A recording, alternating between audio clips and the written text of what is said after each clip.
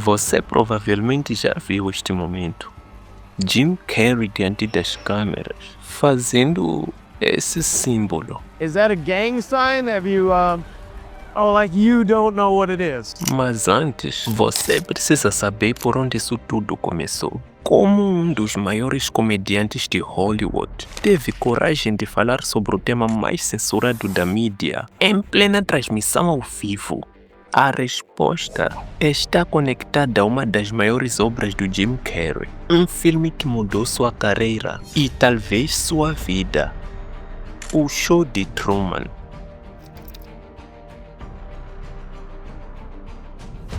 Lançado em 1998, The Truman Show conta a história de Truman Burbank, um homem comum, vivendo numa cidade perfeita, sorrisos em cada esquina, vizinhos sempre simpáticos, uma esposa dedicada, vida dos sonhos. Mas com um detalhe: a vida inteira dele é uma mentira, transmitida ao vivo desde o seu nascimento, 24 horas por dia, para milhões de telespectadores ao redor do mundo. Todos à sua volta são atores e só ele não sabe. A cidade é um imenso domo artificial. O sol, lua, chuva, tudo é falso, tudo fabricado por tecnologia. Logo no início, conhecemos Christoph, o criador do programa.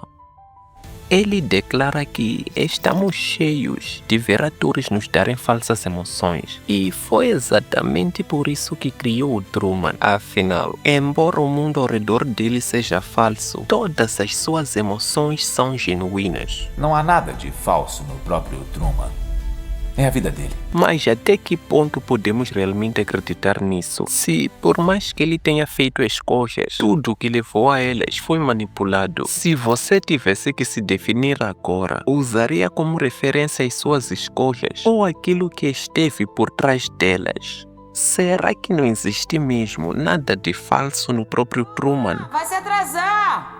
Já vou! Truman acreditava estar livre, mas cada detalhe de sua rotina era cuidadosamente controlado. Colegas de trabalho repetiam frases ensaiadas, vizinhos sorriam como bonecos programados. Até mesmo sua esposa era apenas uma atriz contratada. Era uma prisão sem muros. E talvez seja a mais perigosa de todas, aquela em que você nem sabe que está preso. Truman sai para mais um dia de trabalho. Só que algo inesperado acontece. O primeiro furo na grande mentira.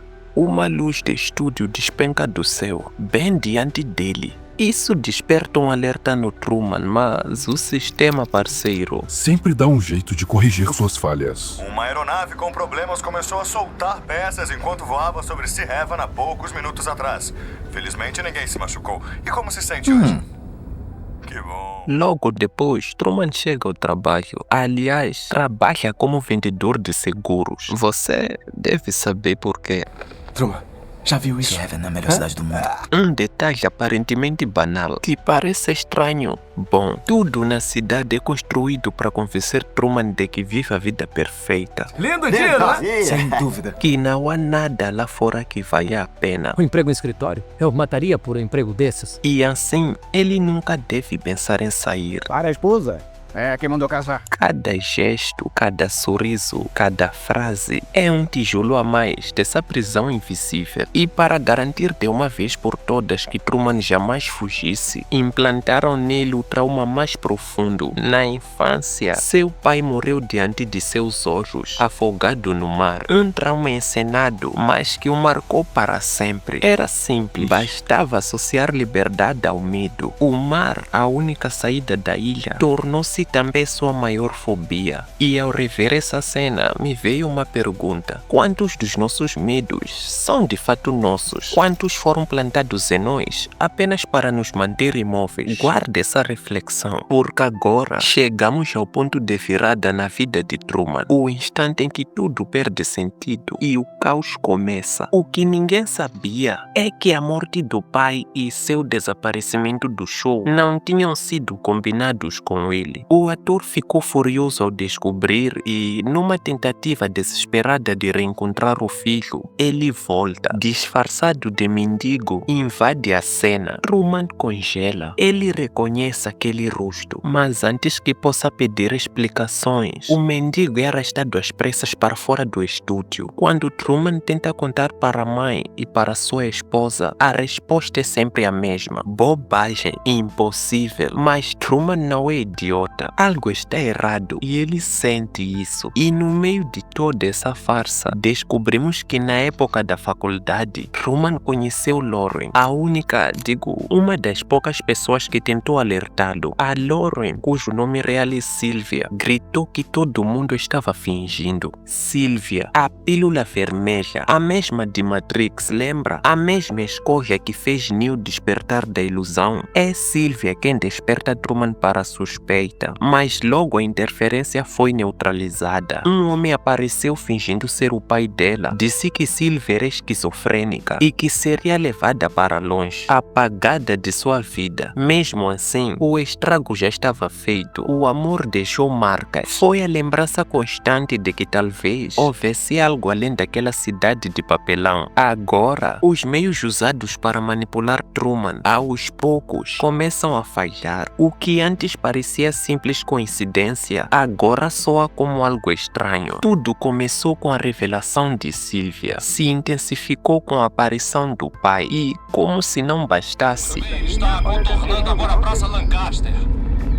Praça Lancaster. em um dia comum, o rádio de Truman falha. De repente, vozes misteriosas descrevem cada passo que ele dá, como se alguém estivesse narrando sua vida em tempo real. Pessoas esbarram nele, figurantes entram e saem de cenas pressas, sorrisos falsos, olhares suspeitos. E Truman começa a sentir cada vez mais forte que algo está profundamente errado. A rotina perfeita se transforma numa peça mal ensaiada, e até o único amigo em quem Truman confiava não passava de mais um ator do sistema. A vida que parecia bela agora se mostra monótona, artificial e frustrante, porque nada daquilo era genuíno. Aos poucos, Truman começa a desafiar o roteiro. Ele tenta sair da cidade, tenta pegar ônibus, avião, mas sempre há desculpas, sempre há atrasos, acidentes, sempre algo para impedi-lo. E quanto mais Truman é cercado, mais ele percebe o padrão. Aquela cidade perfeita era na verdade uma prisão. E talvez esse seja também o instante em que muitos de nós despertamos, quando os padrões ficam óbvios demais para serem ignorados.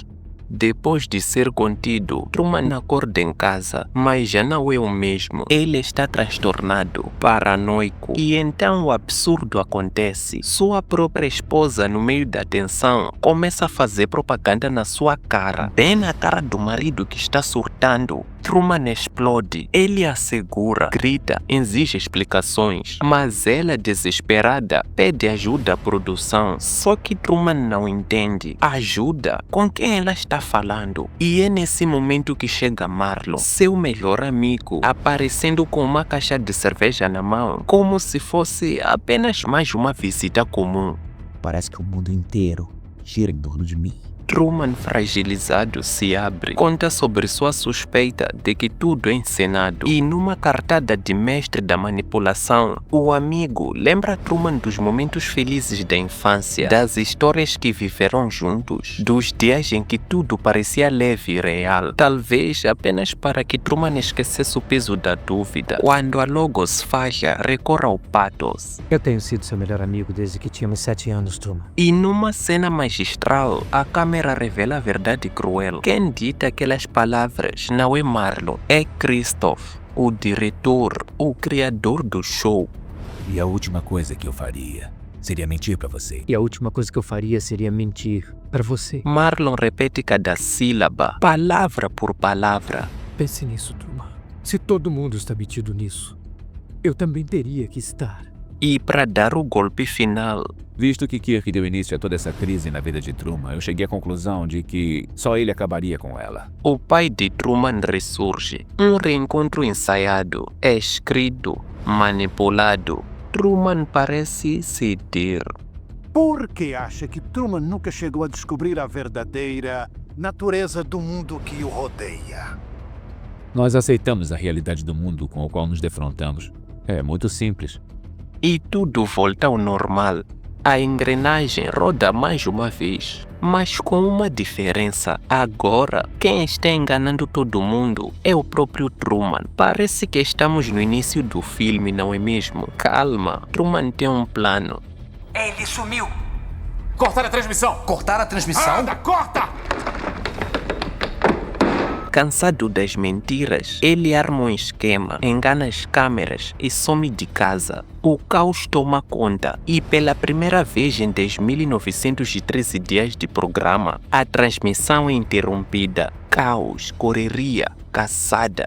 Acham Truman! E quando finalmente o encontram, adivinha? Lá está ele, no mar, enfrentando o seu maior medo. O trauma que havia sido implantado nele desde criança, agora está sendo superado diante de todos. Mas e agora? Como vamos pegá-lo? Mandem outro barco. Pior é que não sabem dirigir o barco. São atores. Então nos resta apenas uma opção. Os relâmpagos. De novo. Outra vez. Pelo amor de Deus, Christopher, ele não pode morrer numa transmissão ao vivo. Ele nasceu numa transmissão ao vivo. Até onde você iria para manter tudo sob seu controle? Até que ponto estaria disposto a destruir só para que a verdade nunca fosse descoberta? Truman quase morre afogado, mas sobrevive depois da tempestade. Quando tudo parece perdido, o barco de Truman bate contra uma parede. Aquele horizonte azul não passava de tinta. O céu era um cenário e ali escondida havia uma escada, uma porta. E no último ato de manipulação, Truman, Christopher fala com Truman através das nuvens, como se fosse Deus. eu estou ouvindo. Ele implora que Truman fique, promete segurança, um mundo sem dor. Não existem mais verdades lá fora do que no mundo que eu criei para você. Você já viu mentiras, já viu trapaças. Mas no meu mundo, não tem nada a temer. E então, no maior momento da sua vida, Truman responde com a frase que marcou a história do cinema. Se por acaso não nos virmos. Bom dia, boa tarde, boa noite. Ele se curva, sorri e atravessa a porta. Truman se liberta, mas o Jim Carrey, bom, Oh, like you don't know what it is.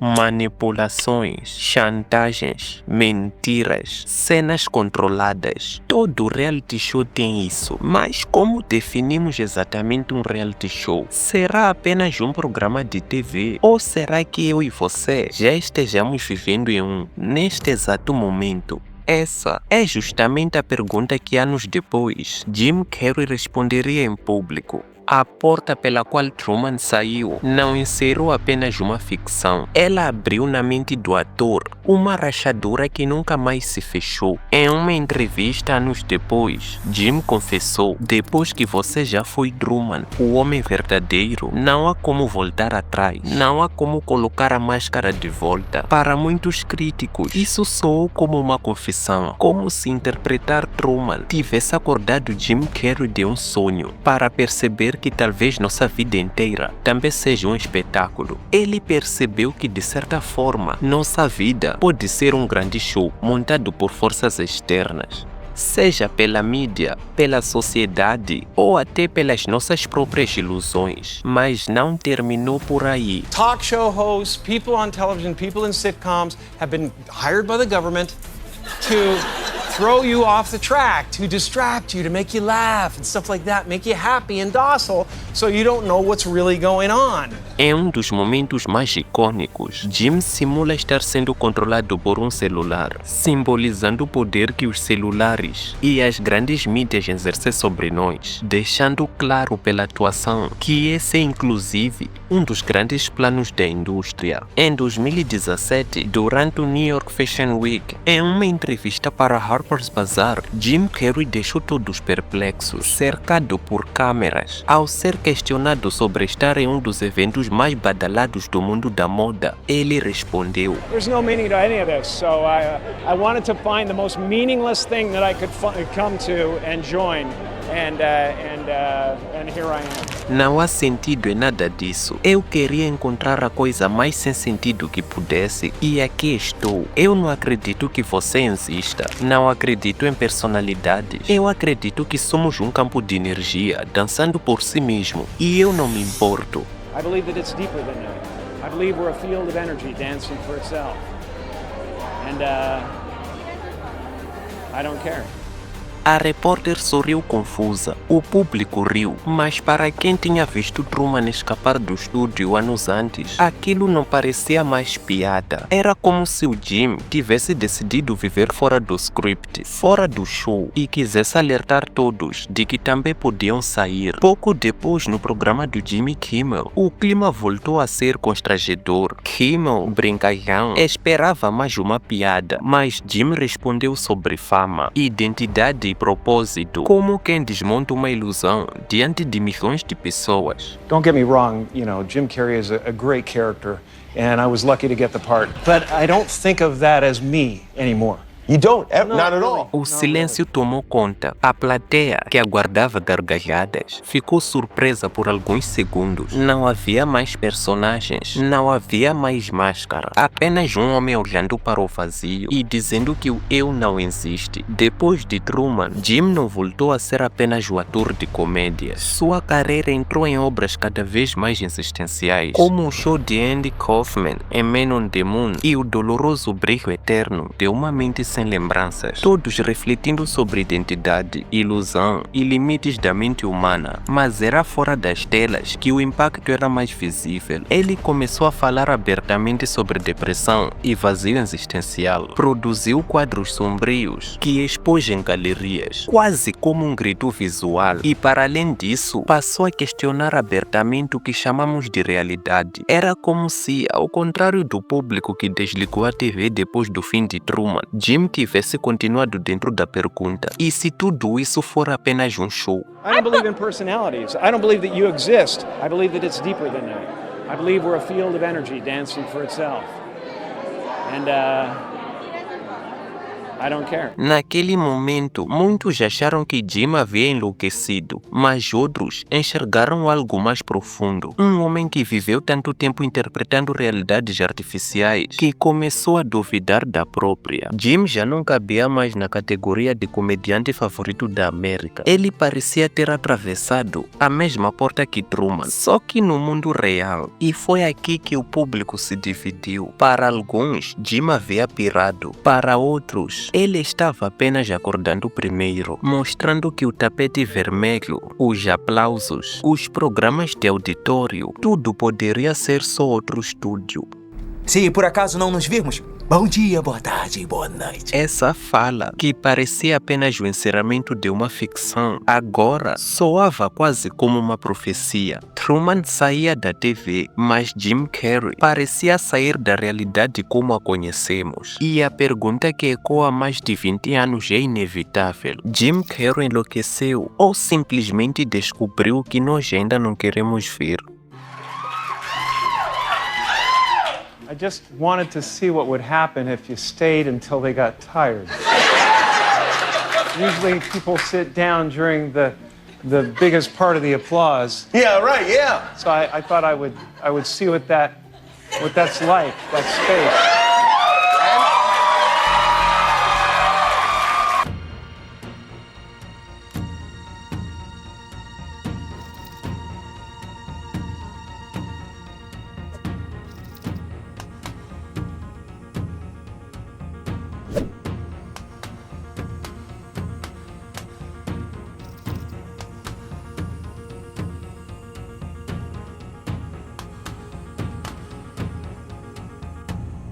A ponto de se tornar real, surgiu o termo Truman Show Delusion, um distúrbio em que pessoas acreditam estar sendo observadas 24 horas, como Truman. Também conhecida como Síndrome de Truman, a crença delirante de algumas pessoas de que suas vidas são um reality show surgiu como uma consequência do filme, demonstrando seu impacto na percepção da realidade.